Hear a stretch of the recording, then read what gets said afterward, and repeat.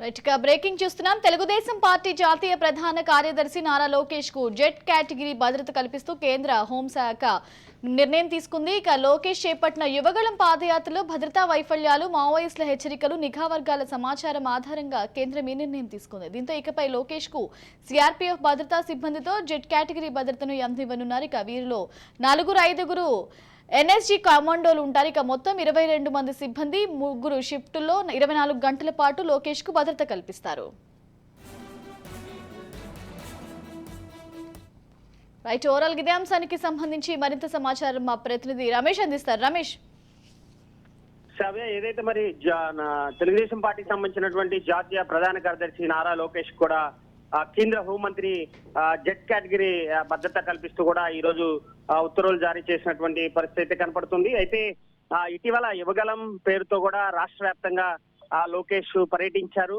ఈ పర్యటనలోనే అనేక భద్రత వైఫల్యాలు కేంద్ర నిఘా వర్గాలు కనిపెట్టినటువంటి నేపథ్యంలో కూడా అటు మావోయిస్టుల హెచ్చరికల నేపథ్యంలో కూడా ఈ భద్రత ఇస్తూ కూడా మరి కేంద్ర హోంశాఖ మంత్రి ఒక ఉత్తర్వులు అయితే జారీ చేసినటువంటి పరిస్థితి కనపడింది. మొత్తం 22 మంది సిబ్బందితో కూడా ఆయనకి భద్రత కల్పించాలని చెప్పి కూడా ఇప్పటికే ఏపీ హోంశాఖ మంత్రికి కూడా ఉత్తర్వులు జారీ చేసినటువంటి పరిస్థితి కనపడుతుంది. మొత్తం 5 ఎన్ఎస్జీ కమాండ్స్ ఉండాలని చెప్పి కూడా ఇప్పటికే వెల్లడించినటువంటి పరిస్థితి. ఇక మొత్తం 3 షిఫ్ట్ల రూపంలో కూడా మరి ఆయనకి గట్టి భద్రత ఏర్పాటు చేశారని చెప్పుకోవచ్చు. ఎందుకంటే ఎన్నికల ప్రచారంలో ఎక్కువగా చురుగ్గా పాల్గొంటున్నటువంటి నేపథ్యంలో అటు రాష్ట్ర వ్యాప్తంగా కూడా అనేక సభల్లో కూడా పర్యటిస్తున్నాడు. ఇప్పటికే మావోయిస్టుల హెచ్చరిక నేపథ్యంలో కూడా ఖచ్చితంగా ఒక మాజీ ముఖ్యమంత్రి తనయుడు, అదేవిధంగా జాతీయ ప్రధాన కార్యదర్శి పార్టీలో ఒక కీలక వ్యక్తిగా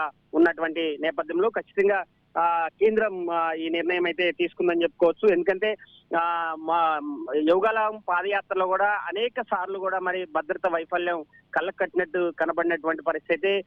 గతంలో కూడా లోకేష్ అనేక సందర్భాల్లో కూడా మరి సరైన ఏపీ పోలీస్ శాఖ సరైన భద్రత కూడా కల్పించట్లేదని చెప్పి కూడా అనేక సార్లు కూడా విమర్శించినటువంటి పరిస్థితిలో ఉంది. అయితే ఈ నేపథ్యంలోనే కేంద్ర హోంశాఖ ఈ నిర్ణయం తీసుకున్నట్టు తెలుస్తుంది. ఇంకా ఇక్కడ నుండి పూర్తిగా కూడా జెడ్ కేటగిరీ భద్రత మధ్య కూడా లోకేష్ ఏపీలో ఎన్నికల ప్రచారం చేయనున్నారని చెప్పుకోవచ్చు. అయితే ఇప్పటికే ఈ రోజు నుంచే అమల్లోకి రానున్నటువంటి నేపథ్యంలో ప్రస్తుతం లోకేష్ హైదరాబాద్ లో ఉన్నటువంటి నేపథ్యంలో ఆయనకి రాష్ట్ర హోంశాఖ కూడా ఇప్పటికే ఒక సమాచారం అయితే అందించినటువంటి నేపథ్యంలో ఈ రోజు నుంచి రాష్ట్ర ప్రధాన కార్యదర్శి లోకేష్ కి ఒక జెడ్ కేటగిరీ మధ్య ప్రచారం చేయనున్నారని ఖచ్చితంగా చెప్పుకోవచ్చు.